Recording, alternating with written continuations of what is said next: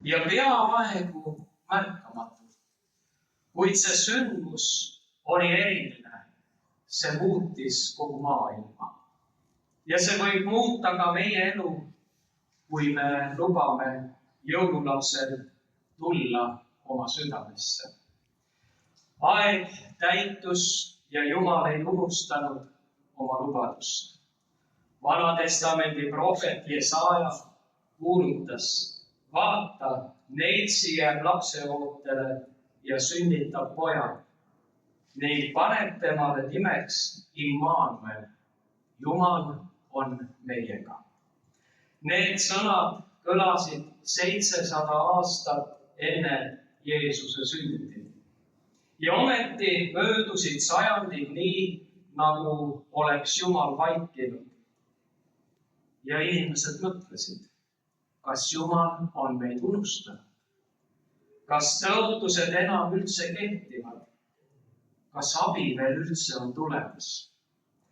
Võib-olla tunneme ka meie mõnikord midagi sarnast, nagu palved jääksid vastuseta, nagu elu oleks hääbumas ja Jumal oleks kusagil väga-väga kaugel.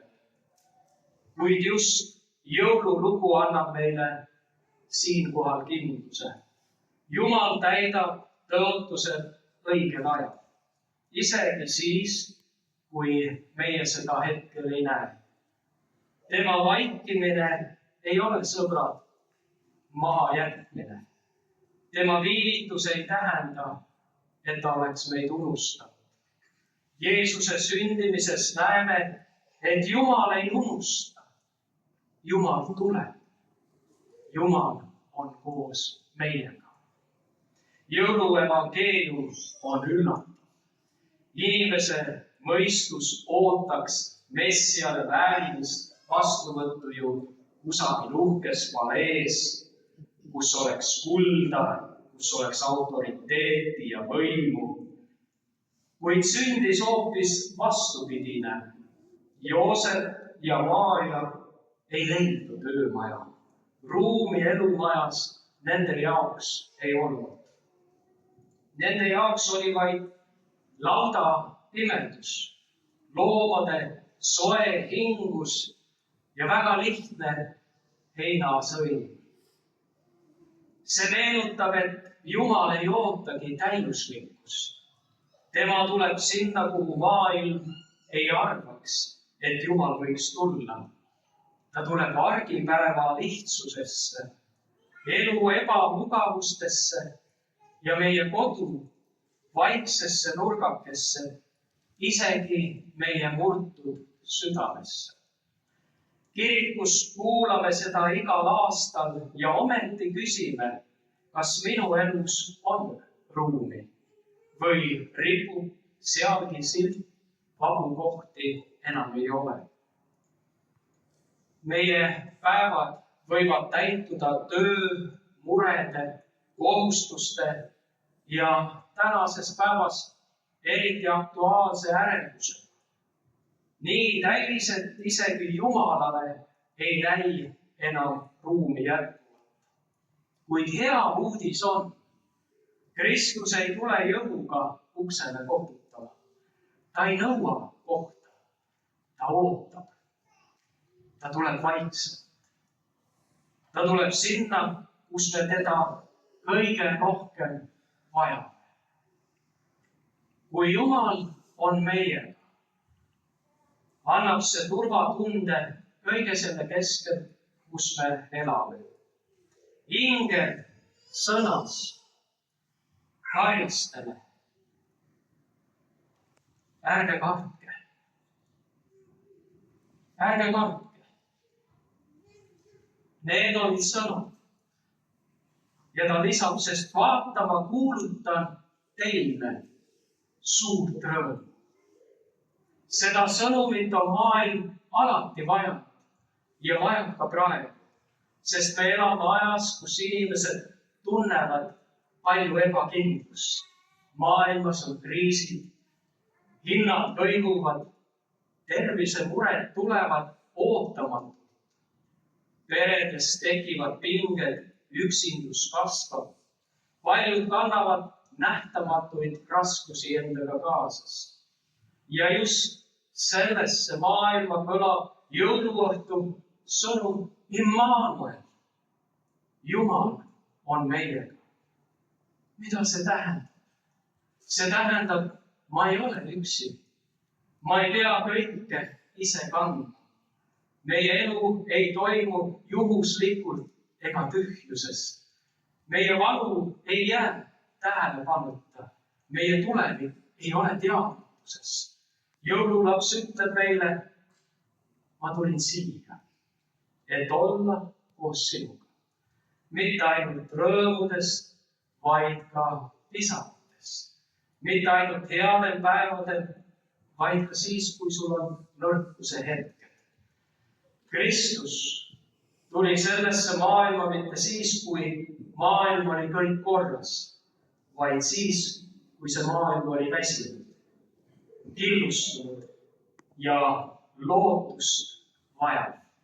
Täpselt nagu meie tänapäev. Jumal ei sunni rahu kellelegi vägisi peale. Rahu sünnib seal, kus me lubame Jumalal end vaikselt puudutada. Ka täna õhtul siin. Sageli me ootame, et rahu tuleks siis, kui olud muutuvad. Kui pühakiri ütleb vastupidist. Rahuaeg ei sünni olukordade muutumisest, vaid Jumala ligiolust meie keskel. Jõulurahu on rahulik teadmine, et Jumal on kontroll kõige toimuva üle. Jõulurahu on vaikne lootus, mis rahustab südant ärevate olukordade keskel. See on jõud, mis ei tule meist endist, vaid see tuleb Jumalalt. See on kindlus, mis jääb ka siis, kui väliselt midagi ei muutu. See rahu võib tulla ka täna, siin, sellel jõuluõhtul, sinu ellu ja kirikuline. Head kuulajad, jõululugu ei ole vaid üks kaunis lugu, mida jutustatakse aastas korra. Jõululugu on üks sügav kutse, millega Jumal kutsub meid täna enda rohusse.